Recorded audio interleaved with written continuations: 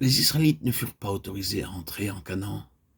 Plusieurs incidents cités dans l'Ancien Testament ont eu des conséquences fâcheuses. Dans Nombre 13 et 14, nous voyons que le Seigneur ne permit pas aux Israélites de pénétrer en Canaan. Avant que le peuple n'arrive à Kadesh Barnéa, toutes leurs fautes et leurs péchés furent toujours pardonnés, bien qu'ils tentèrent Dieu à plusieurs reprises. Mais à cause de l'incident survenu à Kadesh Barnéa, le Seigneur refusa de les laisser entrer dans le pays, et son verdict fut sans appel. Pourquoi? Parce qu'avant leur arrivée à Kadesh Barnéa, ils avaient déjà vu beaucoup de miracles. À Kadesh même, ils furent témoins que Canaan était sans aucun doute un pays où coulait le lait et le miel. Ils considérèrent cependant que les habitants du pays étaient trop forts, les villes trop bien fortifiées, et ils se voyaient comme des sauterelles à côté des géants Anakim. Ils furent effrayés et ne voulurent pas entrer dans le pays. Ils pleurèrent et refusèrent d'aller de l'avant. Ces peurs et ces craintes déshonoraient Dieu et jetaient le discrédit sur son nom. Leurs murmures pour la nourriture et l'eau ne semblaient pas avoir eu une trop grande incidence à l'égard du Seigneur. Ces péchés étaient dus aux faiblesses humaines et Dieu avait pu se permettre de les reprendre avec bonté. Ils tentèrent Dieu dans leur cœur en demandant de la nourriture selon leurs désirs. Ils parlèrent contre Dieu et ils dirent: Dieu pourrait-il dresser une table dans le désert? Psaume 118, 18, 19. Est-ce que les agissements des Israélites dans ces situations affectaient le caractère même de Dieu?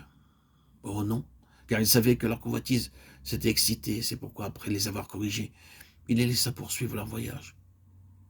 Il n'en fut pas de même après leur arrivée à Kadesh Barnéa.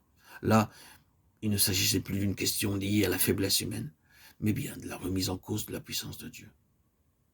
La crainte, les pleurs et le refus d'entrer dans ce qui leur avait été montré portaient atteinte au caractère de Dieu. Ils pouvaient laisser croire qu'à cause de son apparente faiblesse, Dieu les avait entraînés dans une situation conduisant à la mort. Le Seigneur se devait alors d'intervenir à cause de son autorité. Il ne voulut plus être tolérant à leur égard. Tous ceux qui étaient parvenus à Kadesh Barnéa et qui refusèrent de pénétrer dans le pays ne purent plus y entrer, l'accès leur en était interdit pour toujours. N'est-ce pas étrange qu'il n'y ait plus eu de possibilité de repentance, alors même qu'ils déclaraient plus tard vouloir y entrer? Dieu ne se laissa pas fléchir. Pourquoi? Le gouvernement du Seigneur a dans un sens un caractère absolu. Y toucher exclut toute repentance.